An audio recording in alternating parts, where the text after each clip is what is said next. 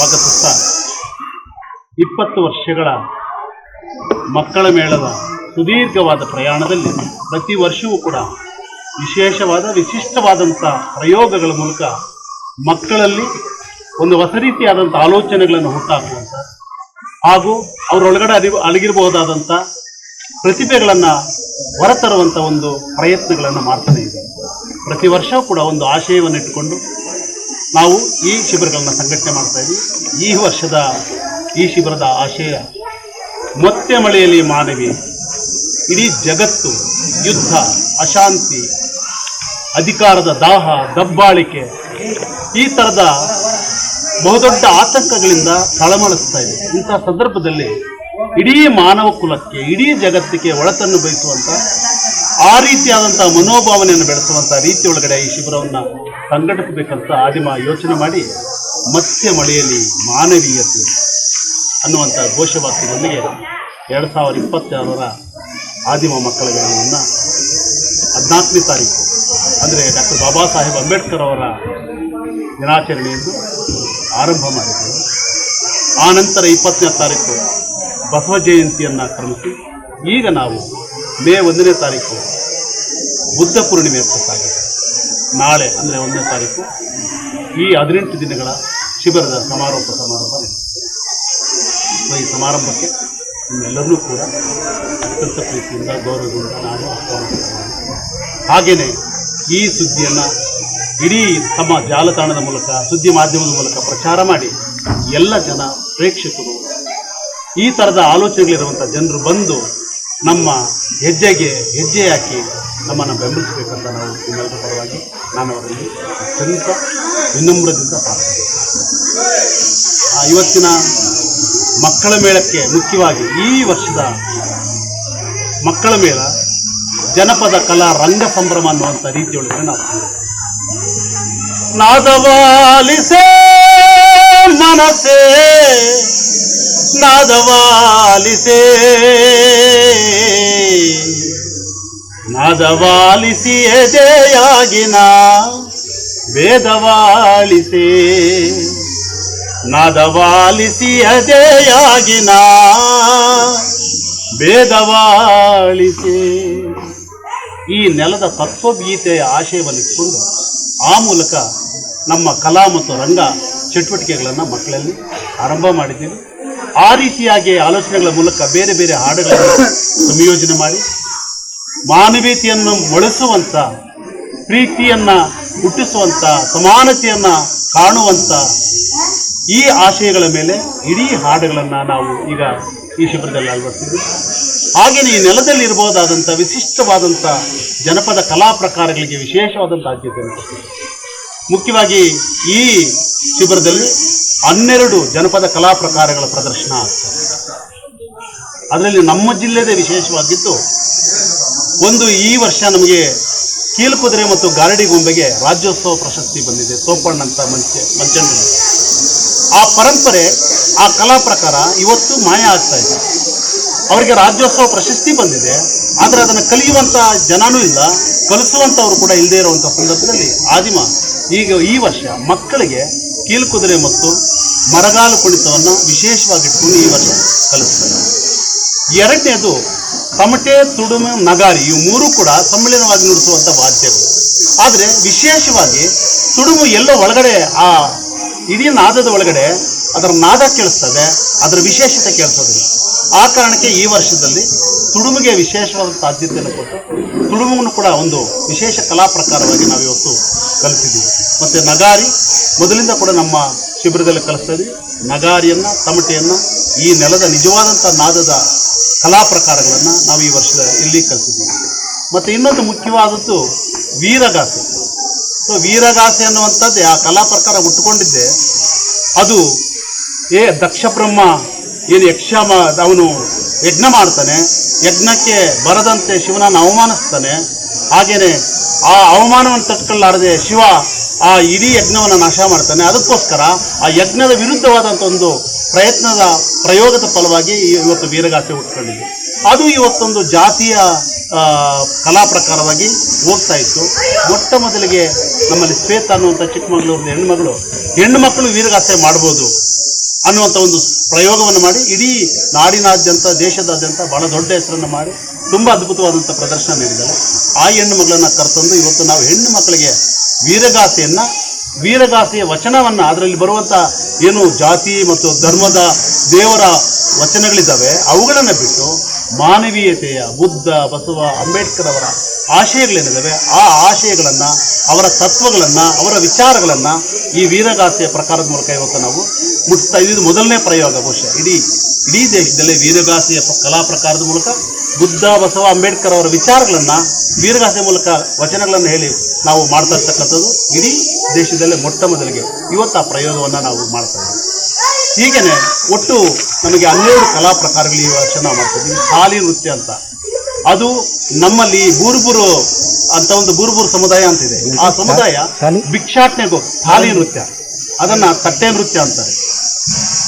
ಈ ಬೂರ್ಬೂರು ಸಮುದಾಯ ಭಿಕ್ಷಾಟನೆಗೆ ಹೋಗುವಾಗ ಆ ತಟ್ಟೆಯಲ್ಲಿ ಚಮತ್ಕಾರಗಳನ್ನು ತೋರಿಸಿ ಅದ್ರ ಮೂಲಕ ಆ ಕಲೆಯಲ್ಲಿ ಆ ತಟ್ಟೆಯಿಂದ ಏನೇನು ಮಾಡ್ಬೋದು ಎಲ್ಲ ಚಮತ್ಕಾರಗಳನ್ನು ತೋರಿಸಿ ಭಿಕ್ಷೆ ಕೇಳುವಂಥದ್ದು. ಆದರೆ ಅದ್ರ ಒಳಗಡೆ ಬಹುದೊಡ್ಡ ಕೌಶಲ್ಯ, ಕಲಾ ಪ್ರತಿಭೆ ಇದೆ. ಆ ಪ್ರತಿಭೆಯನ್ನು ಭಿಕ್ಷಾಟನೆಯಲ್ಲಿ ಮಾತ್ರ ನಾವು ನೋಡ್ತೀವಿ, ಭಿಕ್ಷುಕರಂತ ನೋಡ್ತೀವಿ. ಭಿಕ್ಷೆಯ ಪಾತ್ರೆಯನ್ನೇ ಒಂದು ಕಲಾ ಪ್ರಕಾರವಾಗಿ ಇಟ್ಕೊಂಡು ಅದನ್ನು ಪ್ರದರ್ಶಿಸ್ತಾ ಚಮತ್ಕಾರಗಳನ್ನು ತೋರಿಸಿ ಜನರನ್ನು ಮೋಟಿವ್ ಮಾಡ್ತಕ್ಕಂಥ, ಆಕರ್ಷಣೆ ಮಾಡ್ಕೊಳ್ಳುವಂಥ ಒಂದು ಕಲಾ ಪ್ರಕಾರ ಇದು. ಬಹುಶಃ ನಿಮಗೆ ಮಧ್ಯಪ್ರದೇಶದಲ್ಲಿ, ಮಹಾರಾಷ್ಟ್ರದಲ್ಲಿ ನಿಮಗೆ ಸಿಗ್ತದೆ. ಅದು ಇವತ್ತು ಕೂಡ ಬುಡಕಟ್ಟು ಜನಾಂಗದ ಅಲೆಮಾರಿ ಸಮುದಾಯಗಳ ಒಂದು ಕಲಾ ಪ್ರಕಾರ ಆಗಿದೆ. ಆ ಕಲಾ ಪ್ರಕಾರವನ್ನು ಇವತ್ತು ನಾವು ನಮ್ಮ ಶಿಬಿರದಲ್ಲಿ ಅಳವಡಿಸಿದ್ದೀವಿ. ಹಾಗೆಯೇ ಡೊಳ್ಳು, ತಮಗೆ ಈಗಾಗಲೇ ಹೇಳಿದೆ, ಡೊಳ್ಳಿದೆ. ಮತ್ತು ನಮ್ಮದೇ ಜಿಲ್ಲೆಯ ವಿಶಿಷ್ಟವಾದಂಥ ಕಲಾ ಪ್ರಕಾರ ಕೋಲಾಟ. ಈ ಕೋಲಾಟದಲ್ಲಿ 2 ಇದೆ. ಒಂದು ಕೋಲಿಂದ ಆಡುವಂಥ ಕೋಲಾಟ, ಇನ್ನೊಂದು ಚಕ್ಕೆ ಕೋಲಾಟ. ಅದನ್ನು ಜಡೆ ಕೋಲಾಟ ಅಂತೀವಿ. ಈ ಚಕ್ಕೆ ಕೋಲಾಟನ ಪಂಡ್ರ ಭಜನೆಯಲ್ಲೂ ಬಳಸ್ತಾರೆ, ಜಡೆ ಹಾಕ್ಲಿಕ್ಕೂ ಬಳಸ್ತಾರೆ. ಈ 2 ಕೋಲಾಟದ ಪ್ರಕಾರಗಳನ್ನು ಕೂಡ ನಾವು ಇವತ್ತು ಈ ಶಿಬಿರದಲ್ಲಿ ನಾವು ಅಳವಡಿಸಿದ್ದೇವೆ. ಮಕ್ಕಳು ಅದ್ಭುತವಾಗಿ ಕಲಿತಿದ್ದಾರೆ. ಮತ್ತು 2 ನಾಟಕಗಳು. ಒಂದು ಅಜ್ಜನ ಹೆಜ್ಜೆಯ ಜಾಡು ಅಂತ ಕೆ.ವಿ. ಕಾಳಿದಾಸ್ ಅವರು ಅದನ್ನು ಬರೆದಿದ್ದಾರೆ, ಕೆ.ವಿ. ನಾಯ್ಕ ಅವರು ಅದನ್ನು ನಿರ್ದೇಶನ. ಇನ್ನೊಂದು ಕಿತ್ತಳೆ ಹಣ್ಣು ಅಂತ ನಾವೆಂಕಿಯವರು ಅದನ್ನು ಬರೆದಿದ್ದಾರೆ, ನಮ್ಮದೇ ಜಿಲ್ಲೆಯ ಕವಿಗಳು. ಅದನ್ನು ನಮ್ಮ ರಂಗಶಿಕ್ಷಣ ಕೇಂದ್ರದ ಪ್ರಿನ್ಸಿಪಾಲರಾದಂಥ ಶ್ರೀ ಜಗದೀಶ್ ಆರ್ ಜಾಣೆ ಮತ್ತು ಗಾನ ಅಶ್ವಥ್ ಅವರು ಉಪನ್ಯಾಸ, ಅವರಿಬ್ಬರು ಸೇರಿ ಅದನ್ನು ನಿರ್ದೇಶನ ಮಾಡಿದ್ದಾರೆ. ಜಗದೀಶ್ ಆರ್ ಜಾಣೆ, ಇನ್ನೊಬ್ಬರು ಕಿತ್ತಳೆ ಹಣ್ಣು. ಈ 2 ನಾಟಕಗಳಲ್ಲಿ ಬರುವಂಥ ಆಶಯ, ಅಲ್ಲಿ ಬರುವಂಥ ವಿಷಯ,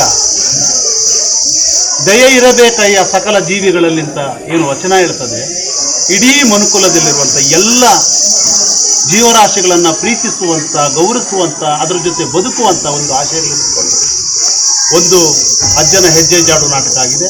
ಕಿತ್ತಳೆ ಹಣ್ಣಿನಲ್ಲಿರುವಂಥ ಆ ತೊಳೆಗಳನ್ನು ಬಿಚ್ಚಿದ್ರೆ ಎಲ್ಲರೂ ಹಂಚ್ಕೊಂಡು ತಿನ್ನಬೇಕು ಅನ್ನೋಂಥ, ಎಲ್ಲರೂ ಹಂಚಿಕೊಂಡು ಒಬ್ರಿಗೊಬ್ರು ಬದುಕಬೇಕು ಅನ್ನೋಂಥದ್ದು, ಎಲ್ಲರೂ ಸಮಾನತೆಯಿಂದ ಬದುಕಬೇಕು, ಒಬ್ಬರನ್ನೊಬ್ಬರು ಅಪ್ಪಿಕೊಂಡು ಬದುಕಬೇಕು ಅನ್ನುವಂಥ ಆಶಯವನ್ನು ಇಟ್ಕೊಂಡು 2 ನಾಟಕಗಳ ರಚನೆ ಆಗಿದೆ. ತುಂಬ ಅದ್ಭುತವಾಗಿ ಈ ಮಕ್ಕಳು ಮಾಡ್ತಾ ಇದ್ದಾರೆ. 2 ನಾಟಕಗಳು, 12 ಕಲಾ ಪ್ರಕಾರಗಳ ಜನಪದ ಕಲಾ ರಂಗ ಸಂಭ್ರಮ ಅನ್ನುವ ರೀತಿಯೊಳಗಡೆ ಇಡೀ ನಾಳೆ ಸಮಾರೋಪ ಸಮಾರಂಭದಲ್ಲಿ ಸಂಭ್ರಮಿಸಲಿಕ್ಕೆ ನಮ್ಮ ಮಕ್ಕಳು ಸಿದ್ಧ ಆಗಿದ್ದಾರೆ, ಅದ್ಭುತವಾಗಿ ಆಗಿದ್ದಾರೆ. ಈ ವರ್ಷದ ವಿಶೇಷ 80% ವಿದ್ಯಾರ್ಥಿಗಳು, ಶಿಬಿರದ ವಿದ್ಯಾರ್ಥಿಗಳು ಹೊಸಬರು, ತುಂಬ ಚಿಕ್ಕ ಮಕ್ಕಳು. ಆದರೆ ಅವರ ಪ್ರತಿಭೆಯನ್ನು, ಅವರಲ್ಲಿರುವಂಥ ಕ್ರಿಯಾಶೀಲತೆ, ಅವರ ಆಸಕ್ತಿಯನ್ನು ನೋಡಿದ್ರೆ ನಿಜವಾಗ್ಲೂ ನಾವು ಕೂಡ ಬೆರಗಾಗ್ತೀವಿ. ಒಟ್ಟು 55 ಜನರ ತಂಡ ಈ 18 ದಿನಗಳ ಕಾಲ ಈ ಶಿಬಿರಕ್ಕೋಸ್ಕರ ಕೆಲಸ ಮಾಡಿ 13 ಜನರು ಸಂಪನ್ಮೂಲ ವ್ಯಕ್ತಿಗಳಿವೆ, 13 ಜನ ಸಂಪನ್ಮೂಲ ವ್ಯಕ್ತಿಗಳು, ಇನ್ನು 12 ಜನ ಅದಕ್ಕೆ ಅಸಿಸ್ಟೆಂಟ್ಸ್ ಆಗಿ ಕೆಲಸ ಮಾಡ್ತಕ್ಕಂಥವ್ರು. ಅದನ್ನು ಬಿಟ್ಟು ರಂಗ ಪರಿಕರ, ಅದ್ರ ಜೊತೆ ಆದಮೇಲೆ ಕಾಸ್ಟ್ಯೂಮ್ಸ್ ಮಾಡುವಂಥವ್ರು, ಸ್ಟೇಜ್ ಡಿಸೈನ್ ಮಾಡ್ತಕ್ಕಂಥವ್ರು, ಆಮೇಲೆ ಇದನ್ನು ಪ್ರಚಾರ ಮಾಡ್ತಕ್ಕಂಥವ್ರು, ಅದರ ಜೊತೆಗೆ ಮಕ್ಕಳನ್ನು ನೋಡ್ಕೊಳ್ಳಿಕ್ಕೆ ಸಹಾಯಕರು, ಒಟ್ಟು 55 ಜನರ ತಂಡ ಇಡೀ ಶಿಬಿರದ 180 ಜನ ಮಕ್ಕಳನ್ನು 18 ದಿನಗಳ ಕಾಲ ನಾವು ಅವ್ರ ಜೊತೆ ಇದ್ದು ಇಡೀ ರಾತ್ರಿ ಆಗಲ್ಲ ಅವ್ರ ಜೊತೆ ಮಲಗಿ, ಅವರು ಫಸ್ಟ್ ಬಂದಾಗ ಏನು ಮಕ್ಕಳು ಒಂದಷ್ಟು ಜನ ಮಕ್ಕಳು ಅಳ್ತಾ ಇದ್ರು, ನೀವೇ ಬೇಕಾದ್ರೆ ಅವರನ್ನು ಮಾತಾಡಿಸ್ಬೋದು.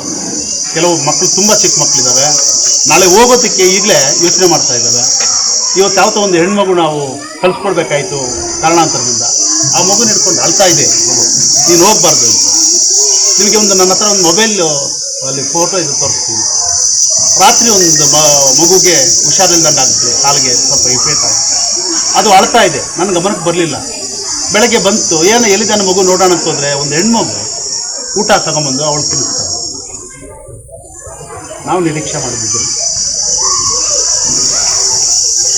ಇವಾಗ ನಾವು ಜಾತಿಯ ಕಾರಣಕ್ಕೆ, ಧರ್ಮದ ಕಾರಣಕ್ಕೆ ಒಬ್ಬರನ್ನೊಬ್ಬರು ಬಿಟ್ಟು ಹೋಗ್ತಾ ಇದ್ದೀವಿ. ನಮ್ಮಲ್ಲಿ ಅಹಂಕಾರ, ಸ್ವಾರ್ಥ ಹೆಚ್ಚಾಗ್ತದೆ.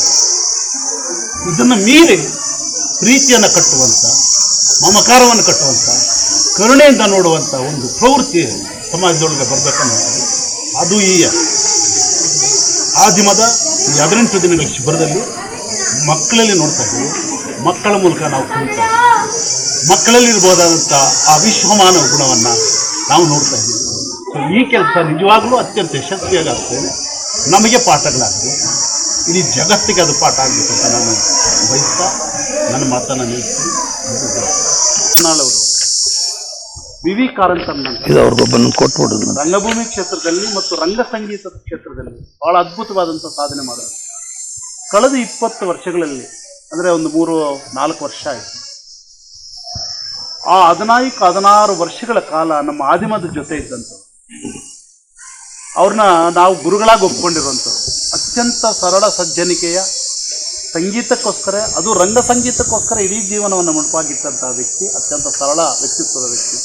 ಆ ಮನುಷ್ಯ ಬಂದು 15 ವರ್ಷಗಳ ಕಾಲ ಎಲ್ಲೋ ಒಂದು ಮರದ ಕೆಳಗಡೆ ಕುತ್ಕೊಂಡು ಅಲ್ಲೇ ಇದ್ದು ನಮ್ಮ ಮಕ್ಕಳಿಗೆ ಬೇಕಾಗಿರೋಂಥ ಶಿಶುಗೀತೆಗಳನ್ನು, ಆಮೇಲೆ ನಾಟಕಗಳಿಗೆ ಬೇಕಾದಂಥ ಸಂಗೀತನ, ಮತ್ತು ನಮ್ಮಂಥ ಬೆಳೆಯುವಂಥ ವಿದ್ಯಾರ್ಥಿಗಳಿಗೆ ಮಾರ್ಗದರ್ಶಕರಾಗಿ, ಸಂಗೀತ ನಿರ್ದೇಶಕರಾಗಿ ಕೆಲಸ ಮಾಡಿದಂಥ ಭಾಳ ದೊಡ್ಡ ಪ್ರತಿಭೆ. 1976ರಲ್ಲೇ ಗೋಲ್ಡ್ ಮೆಡಲಿಸ್ಟ್ ಅವರು. ಅಂಥ ವ್ಯಕ್ತಿ ಸಿತಾರವಾದಂಥ ಮೂಲಕ ಇಡೀ ಜೀವನವನ್ನು ಸಂಗೀತಕ್ಕೆ ಮುಡುಪಾಗಿಟ್ಟಂಥ ವ್ಯಕ್ತಿ. ನೀವು ಇವತ್ತೇನು ಗುರುರಾಜ್ ಹೊಸಕಟ್ಟೆಯವರಂತ ನಾವು ಕೇಳ್ತಾ ಇದ್ದೀವಿ, ಅವರೆಲ್ಲರೂ ಕೂಡ ಇವರ ಮ್ಯೂಸಿಕ್ ಡೈರೆಕ್ಷನಲ್ಲಿ ಬಂದಂಥ ಕ್ಯಾಸೆಟ್ಗಳಿಂದ ಪ್ರಚಾರಕ್ಕೆ ಬಂದಂಥವ್ರು. ತುಂಬ ಜನ ಅವರು ಸಿನಿಮಾ ಕ್ಷೇತ್ರದಲ್ಲೂ ಕೂಡ ಬಹಳ ದೊಡ್ಡ ಸಾಧನೆ ಮಾಡ್ಬೋದಿತ್ತು. ಅಪ್ರತಿಮವಾದಂಥ ಜ್ಞಾನ ಇರುವಂಥ ವ್ಯಕ್ತಿ. ಆ ವ್ಯಕ್ತಿ ರಂಗಭೂಮಿಗೆ ತನ್ನನ್ನು ಡೆಡಿಕೇಟ್ ಮಾಡ್ಕೊಂಡಿದ್ದರಿಂದ ಸಿನಿಮಾ ಕ್ಷೇತ್ರದಾಗ ಅವರು ಯೋಚನೆ ಮಾಡಲಿಲ್ಲ. ಅಂಥ ವ್ಯಕ್ತಿ ನಮ್ಮಲ್ಲಿದ್ದು ತೀರ್ಕೊಂಡ್ರು. ಅದನ್ನು ಇಡೀ ನಾಡಿನಾದ್ಯಂತ ಎಲ್ಲರೂ ಕೂಡ ಗೊತ್ತಿರುವಂಥ ವ್ಯಕ್ತಿ. ಅಂಥ ವ್ಯಕ್ತಿ ಹೆಸರಲ್ಲಿ ನಾವು